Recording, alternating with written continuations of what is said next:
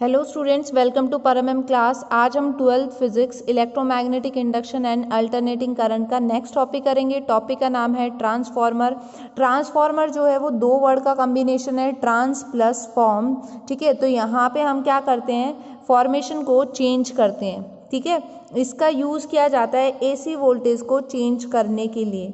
Next, ये किस principal पे काम करता है, म्यूचुअल इंडक्टेंस, इस प्रिंसिपल पे ये काम करता है। ऑलरेडी हम पढ़ चुके हैं। म्यूचुअल इंडक्टेंस के अंदर क्या होता है, जब मैग्नेटिक फ्लक्स कॉइल के अंदर लिंक करती है और amount of magnetic flux change होता है तो ईएमएफ इंड्यूस होता है, और जो नेबरिंग कॉइल होती है उसके अंदर भी ईएमएफ जनरेट होता है with the help of first coil. ठीक है, दो कॉइल हमने ली, प्राइमरी और सेकेंडरी। प्राइमरी के अंदर फ्लक्स चेंज हो रहा है, सेकेंडरी के अंदर ईएमएफ इंड्यूस हो रहा है प्राइमरी की हेल्प से। इस प्रोसेस को हम क्या बोलते हैं, म्यूचुअल इंडक्टेंस।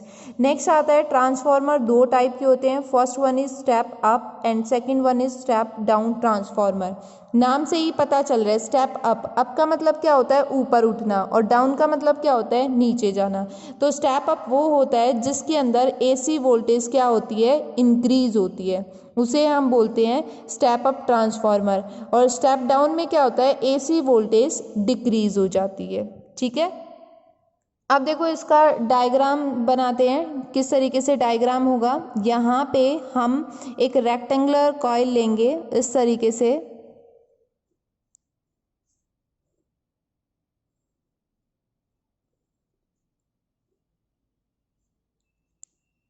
इस तरीके से इसको हम बना लेंगे।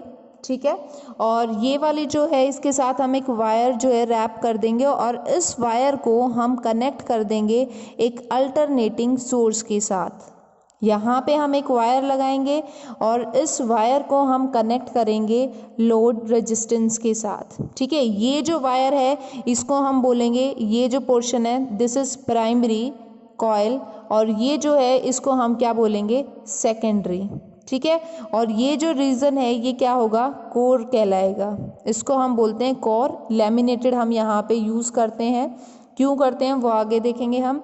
यहाँ पे ये इनपुट की तरह काम कर रहा है और ये आउटपुट की तरह काम कर रहे हैं। इसको हम नाम दे रहे हैं P1, इसको नाम दिया P2। दिस इज S1 और दिस इज S2। ठीक है, इसके अंदर ट्रांसफार्मर के अंदर हम एक सॉफ्ट आयरन कोर का यूज़ करते हैं जो एक लैमिनेटेड शीट से बना होता है। इसके ऊपर हम क्या करते हैं, वायर को रैप कर देते हैं। इसके अंदर दो कॉइल हमने यूज़ की है, primary P1 P2, secondary S1 S2। दोनों को हमने वायर के साथ इंसुलेट कर दिया है, दोनों जो हैं कॉइल के साथ अटैच हैं।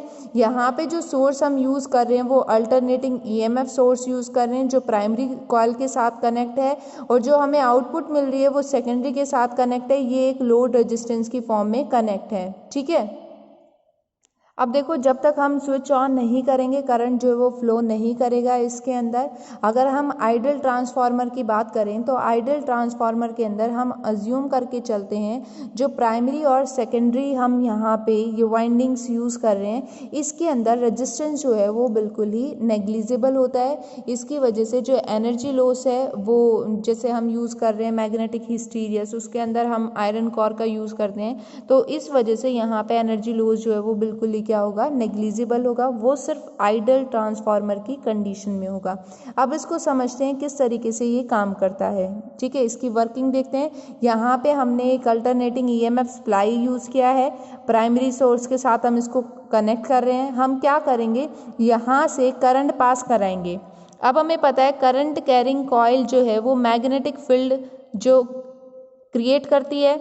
ठीक है, अगर एक कोई भी आपके पास करंट कैरिंग वायर है, करंट पास करा रहे हो तो वहाँ पे मैग्नेटिक फील्ड बनेगी।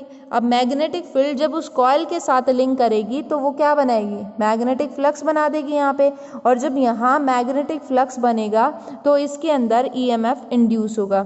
ये एक सोलेनॉइड की तरह यहाँ पे काम करेगी। ठीक है, अब हम यहाँ पे फैराडे लॉ ऑफ इंडक्शन का यूज़ करेंगे ईएमएफ चेक करने के लिए। ईएमएफ को हम इस तरीके से लिखते हैं d phi over d t की फॉर्म में। अब हमने यहाँ पे लिया कि जो प्राइमरी का ईएमएफ है उसको हम डिनोट कर रहे हैं ईपी से, और जो सेकेंडरी का ईएमएफ है उसको हमने डिनोट कर लिया ईएस से। प्राइमरी कॉइल के अंदर जो नंबर ऑफ टर्न्स हैं उसको हमने रिप्रेजेंट कर लिया एनपी, और सेकेंडरी में जो नंबर ऑफ टर्न्स है उसको हमने रिप्रेजेंट कर लिया एनएस। तो जो ईएमएफ का टर्न्स है वो किसके इक्वल आ जाएगा, EP upon NP equals to ES upon NS.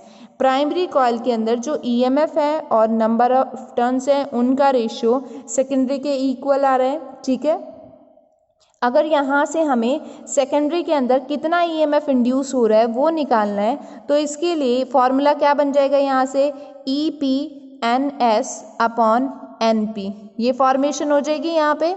ठीक है, इसके लिए हमें प्राइमरी का EMF, number of turns in case of secondary और इन प्राइमरी, ये वैल्यू पता होनी चाहिए। अगर ये वैल्यू पता है तो हम सेकेंडरी का ईएमएफ निकाल सकते हैं। ठीक है, अब इसी में देखो आगे कंडीशन आती है, अगर हम number of turns secondary coil के अंदर ज़्यादा लेते हैं एज कंपेरिजन टू प्राइमरी, तो जो सेकेंडरी कॉइल है उसका ईएमएफ ज़्यादा होगा, क्योंकि वहाँ पे फ्लक्स जो है वो क्या हो जाएगा, ज़्यादा होगा।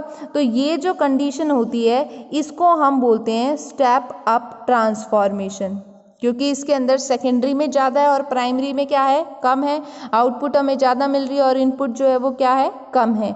अगर इसी का हम इन्वर्स ले लें कि नंबर ऑफ टर्न सेकेंडरी के अंदर कम है एज कंपेरिजन टू प्राइमरी, तो यहाँ पे सेकेंडरी का जो ईएमएफ है वो भी क्या होगा, कम होगा प्राइमरी के ईएमएफ से।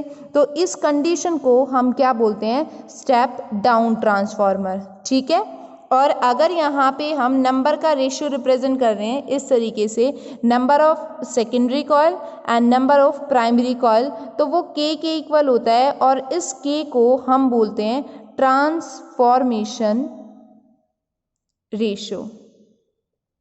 अब देखो इसके अंदर हम कुछ अजम्पशंस लेके चलते हैं। अजम्पशंस का मतलब होता है जिनको हमने प्रूव नहीं किया है लेकिन हम उस कॉन्सेप्ट को प्रूव करने के लिए उनका यूज़ करें, दैट इज़ अजम्पशंस। तो यहाँ पे जो प्राइमरी रेजिस्टेंस और प्राइमरी करंट रहेगा वो स्मॉल रहेगा। फर्स्ट कंडीशन हमने ये लेके चले हैं, प्राइमरी स्मॉल होगा तो जो सेकेंडरी है वो हमें ज़्यादा मिलेगा। ठीक है, अब सेकेंडरी करंट भी अगर प्राइमरी कम दे रहे हैं तो सेकेंडरी में जो इंड्यूसिंग होगा वो भी क्या होगा, कम ही होगा। तो सेकेंडरी करंट भी स्मॉल ही कंसीडर करके चलेंगे। ठीक है, नेक्स्ट इसमें there is no leakage of flux, flux में कोई भी लीकेज नहीं होगा, सेम फ्लक्स होगा प्राइमरी के अंदर भी और सेकेंडरी के अंदर भी, ये अज्यूम करके चले हैं। ठीक है, अब हमने पढ़ा है कि यहाँ पे जब हम पास करा रहे हैं तो एनर्जी लूज होगी, तो यहाँ पे हम एनर्जी कंजर्वेशन से पढ़ेंगे। देखो हम यहाँ पे यूज़ कर रहे हैं power for primary coil and for secondary. Power को हम कैसे लिखते हैं, V इंटू आई, तो V की जगह क्या यूज़ होगा, E, तो हमने यहाँ पे यूज़ किया EP for the primary coil, और सेकेंडरी के लिए क्या आ जाएगा यहाँ पे ESIS, ये कंडीशन फॉर्म हो जाएगी। अगर सेकेंडरी का करंट निकाल रहे हैं तो हमारे पास वैल्यू क्या होगी, IP अपॉन ES, ये फॉर्मूला आ जाएगा। अगर यहाँ पे हमें वैल्यू पता है तो हम सेकेंडरी करंट निकाल सकते हैं। अगर हमारे पास ये वैल्यू नहीं है, नंबर ऑफ टर्न्स है, तो उस कंडीशन में इसको हम किस तरीके से लिखेंगे, IP NP अपॉन NS, इस फॉर्मेशन के अंदर हम इसको लिख सकते हैं। ठीक है, मेनली यहाँ पे ये वाला फार्मूला यूज़ किया जाएगा न्यूमेरिकल्स निकालने के लिए। अब इसी में एक टर्म आती है एफिशिएंसी। एफिशिएंसी को हम डिफाइन करते हैं आउटपुट अपॉन इनपुट। जिस भी टर्म में आप ले रहे हो, पावर है, एनर्जी है या अनदर थिंग है, तो यहाँ पे हम यूज़ करेंगे output power upon input power. Output power जो है वो हमारे पास क्या है, ये, और इनपुट पावर जो है वो ये, तो इसको हम इस तरीके से लिख लेंगे ESIS upon EP upon IP। अगर एफिशिएंसी निकालनी है तो उसके लिए हम ये फार्मूला यूज़ करेंगे। आइडल ट्रांसफार्मर के अंदर कोई भी एनर्जी लॉस नहीं होता है, तो वहाँ पे जो एफिशिएंसी होगी वो किसके इक्वल होगी, 1 के इक्वल। इसका मतलब 100% एफिशिएंट होता है आइडल ट्रांसफार्मर। लेकिन अगर प्रैक्टिकल केसेस में हम देखें तो प्रैक्टिकल केसेस में ऐसा नहीं होता है, वहाँ पे कुछ ना कुछ एनर्जी लूज होती है। अब एनर्जी कैसे लूज होती है वो हम देख लेते हैं। First, hysteresis loop. Hysteresis loop क्या होता है, इसके अंदर हम B और H के बीच में ग्राफ ड्रॉ करते हैं। लूप हमारा कुछ इस तरीके से चलता है, ऐसे कर्व चलती है। यहाँ पे हम इसको डीमैग्नेटाइज कर रहे हैं, कम होती जा रही है वैल्यू, यहाँ हम इसको मैग्नेटाइज कर रहे हैं। तो इस प्रोसेस के अंदर क्या हो रहा है, एक बार तो हमारी डीमैग्नेटाइज हो रही है और एक बार क्या हो रही है, मैग्नेटाइज हो रही है। ये प्रोसेस जब हम बार बार कराते रहेंगे तो यहाँ पे एनर्जी जो है वो लूज होगी। सेकेंड, आयरन लॉस होता है। आयरन हीट की फॉर्मेशन के अंदर होता है, क्योंकि वहां पे एडी करंट फॉर्म हो जाता है, इस वजह से आयरन का लॉस होता है। कॉपर लॉस होता है इस एनर्जी लॉस फॉर्मेशन के अंदर, जब हम ट्रांसफॉर्मेशन के अंदर यूज करते हैं। कॉपर का कैसे होगा, जो कंडक्टिंग वायर्स होती हैं वो कॉपर की होती हैं, और जूल लॉ ऑफ हीटिंग को अगर हम अप्लाई करें तो अकॉर्डिंग टू दैट वहां पे क्या हो रही है, एनर्जी लूज हो रही है। तो इस तरीके से एनर्जी लूज होती है इन केस ऑफ ट्रांसफॉर्मर।